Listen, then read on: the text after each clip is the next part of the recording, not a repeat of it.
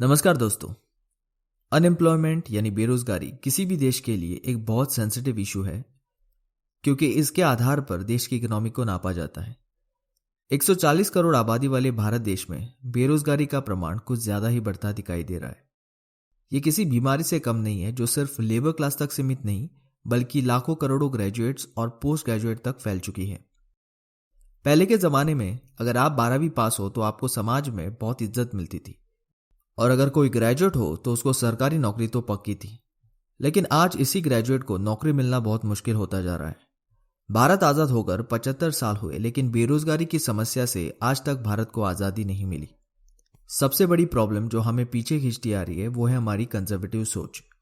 हमारी सोसाइटी सदियों से बच्चों की एजुकेशनल क्वालिफिकेशन को एक स्टेटस सिंबल की तरह इस्तेमाल करती आ रही है। हम पहले से सुनते आ रहे हैं कि अगर आपका बच्चा इंजीनियर या डॉक्टर हो तो ही आपको सोसाइटी रिस्पेक्ट देगी, नहीं तो नौकरी तो छोड़ो, उस सोसाइटी में आप सांस भी नहीं ले पाएंगे। दूसरी बात जो हमारी दुश्मन बनी है वो है हमारी एजुकेशन सिस्टम। भारत की आज़ादी के बाद पहली बार 1968 में इंदिरा गांधी के नेतृत्व में एजुकेशन पॉलिसी लाई गई। इस पॉलिसी में भारत के संविधान द्वारा निर्धारित 14 वर्ष तक के सभी बच्चों के लिए कंपलसरी एजुकेशन और टीचर्स के स्पेशलाइज्ड ट्रेनिंग और क्वालिफिकेशन को पूरा करने का आह्वान किया गया। इस पॉलिसी के तहत 90 से ज्यादा प्रतिशत गांवों में स्कूल फैसिलिटीज को इंट्रोड्यूस किया गया। 1986 में राजीव गांधी सरकार द्वारा इस पॉलिसी को रिफॉर्म करते हुए प्रोफेशनल और टेक्निकल कॉलेजेस में दाखिला लेने के लिए all India business common entrance exam को प्रपोज किया। यह नई एजुकेशनल पॉलिसी भारत को 21वीं सदी के लिए तैयार करने का विजन सरकार ने रखा, लेकिन इस विजन को कमर्शियल विजन बनने में देर नहीं लगी। हर साल जितने ग्रेजुएट्स पास होकर निकलते हैं उतने तो पिछले 8 साल मिलाकर भी जॉब्स क्रिएट नहीं हुए। भारत में 1000 से ज्यादा यूनिवर्सिटीज और 40,000 से ऊपर एजुकेशनल इंस्टीट्यूट्स और स्टैंड अलोन ट्रेनिंग सेंटर्स है। इनमें से बहुत सारे इंस्टीट्यूट्स डोनेशन बेसिस पर चलते हैं, यानी कि स्टूडेंट्स की एलिजिबिलिटी पर नहीं बल्कि पैसों की एलिजिबिलिटी को देखकर एनरोलमेंट किया जाता है। पूरे साल में भारत 2 करोड़ से ज्यादा स्टूडेंट साइंस और टेक्निकल स्ट्रीम में एनरोल कराता है। अब इसमें से भी सिर्फ 2 से 2.5 लाख स्टूडेंट्स को रेलेवेंट जॉब मिल पाती है। बाकी के रिक्वायर्ड स्किल्स न होने के कारण रिजेक्ट होते हैं। बहुत से इंस्टीट्यूट्स एनरोलमेंट से पहले प्लेसमेंट और हाई टीचिंग स्टैंडर्ड्स का दावा करते हैं, लेकिन सच में जब प्लेसमेंट्स का समय आता है तो सिर्फ 1 या 2 कंपनीज को बुलाया जाता है, जो 1000 में से सिर्फ 4 बच्चों को सिलेक्ट करके निकल जाती है। बाकी के 996 बच्चों को अपना भविष्य खुद बनाना पड़ता है। कोविड फेज से पहले 2019 में भारत में करीब 7 लाख कैंडिडेट्स को गवर्नमेंट और प्राइवेट जॉब्स मिली।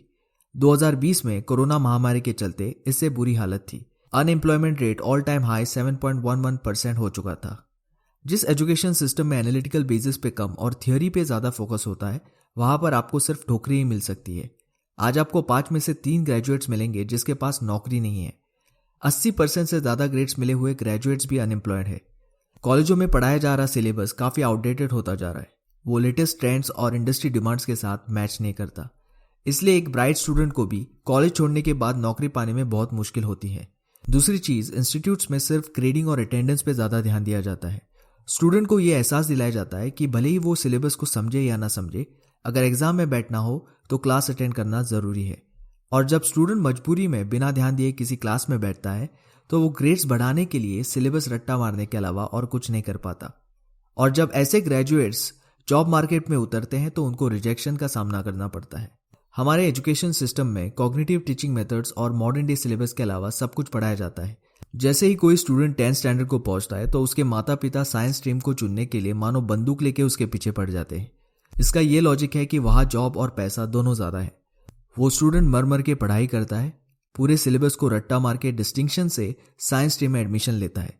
उसके बाद उसके कुछ फ्रेंड्स मान लीजिए इंजीनियरिंग को जाने की सोचते हैं और वो भी उसी राह पे चला जाता है। लेकिन जब इंजीनियरिंग में एंट्री होती है तो उसे एहसास होने लगता है कि उसका दिमाग दिन ब दिन छोटा हो रहा है और सिलेबस बड़ा। और जब वो अपने 4 साल बड़ी कठिनाइयों से पूरे करता है तो उससे पता चलता है कि उसके पास जॉब के लिए रिक्वायर्ड स्किल्स नहीं है। फिर आता है एडिशनल खर्चा, जिसके तहत वो 20 से 40 हजार खर्च करके स्किल सर्टिफिकेशन प्राप्त करता है, लेकिन इंटरपर्सनल स्किल्स न होने के कारण वो इंटरव्यू क्लियर नहीं कर पाता। हताश होकर फिर वो कॉरेस्पॉन्डेंस MBA करने की सोचता है, लेकिन MBA भी उसको रेलेवेंट जॉब्स नहीं दे पाती। तो ऐसे स्टूडेंट्स के फेलियर के लिए क्या वो खुद जिम्मेदार है या हमारी सोसाइटी और एजुकेशनल सिस्टम, जहां पर किसी एक कोर्स को सिखाने के लिए 40,000 से ज्यादा कॉलेजेस और ट्रेनिंग इंस्टीट्यूट्स है, पर उनके स्किल सेट को मैच करने वाली एक भी नौकरी नहीं। जिन इंस्टीट्यूट्स में सिर्फ सिलेबस पूरा करने के उद्देश्य से टीचर या प्रोफेसर्स बच्चों को पढ़ाते हैं, वहां से कोई कुछ सीखकर बाहर नहीं आ सकता। मगर ऐसा भी नहीं कि कोई ऐसे फैकल्टीज नहीं है जो एक इनोवेटिव वे से बच्चों को पढ़ाते हो, पर अगर सिलेबस ही बाहर के इंडस्ट्री एनवायरनमेंट को मैच नहीं करता तो उन इनोवेटिव और सच्चे शिक्षकों से भी ज्यादा उम्मीद नहीं कर सकते। इन्हीं कुछ बातों को ध्यान में रखते हुए 2020 में सरकार ने फिर से एजुकेशन पॉलिसी में चेंजेस लाई। इस पॉलिसी में क्रिटिकल थिंकिंग और एनालिसिस बेस्ड लर्निंग पर ध्यान दिया गया है। 10+2 फॉर्मेट को हटाकर 5+3+3+4 सिस्टम डिजाइन को इंट्रोड्यूस किया, जिसके तहत 3 से 8, 8 से 11, 11 से 14 और 14 से 18 एज ग्रुप के हिसाब से करिकुलम में चेंजेस आने वाले हैं। टेक्नोलॉजी को ज्यादा से ज्यादा करिकुलम में इस्तेमाल किया जाएगा, जैसे कि क्लास 6 से ही सॉफ्टवेयर कोडिंग को as a optional subject introduce करने का डिसीजन इस पॉलिसी द्वारा लिया गया है। सिर्फ एकेडमिक पे ही नहीं बल्कि दूसरे कॉम्पिटेंसी के आधार पर बच्चों का असेसमेंट होगा। टीचर्स को भी ट्रेडिशनल मेथड्स के साथ डिजिटल लर्निंग प्रोसेस को अपनाकर बच्चों को पढ़ाना होगा। इस पॉलिसी को देखकर हम एक ही आशा कर सकते हैं कि आने वाली जनरेशन इस वॉलेटाइल जॉब मार्केट के लिए तैयार होगी, और अगर किसी वजह से उनको यहाँ रिजेक्शन मिलता है तो वो अपना खुद का बिजनेस खड़ा करने में सक्षम बन पाए। इस तरह वो अपने बिजनेस आइडिया से दूसरों के लिए रोजगार पैदा कर सकते हैं। एंटरप्रेन्योर्स एम्प्लॉयमेंट इक्विलिब्रियम को बैलेंस करते हुए भारत का अनएम्प्लॉयमेंट रेट कम करने की क्षमता रखते हैं। दोस्तों, ऐसे सब्जेक्ट्स पर और वीडियोस देखने के लिए प्लीज इस चैनल को सब्सक्राइब करें। चलिए मिलते हैं अगली वीडियो में। जय हिंद।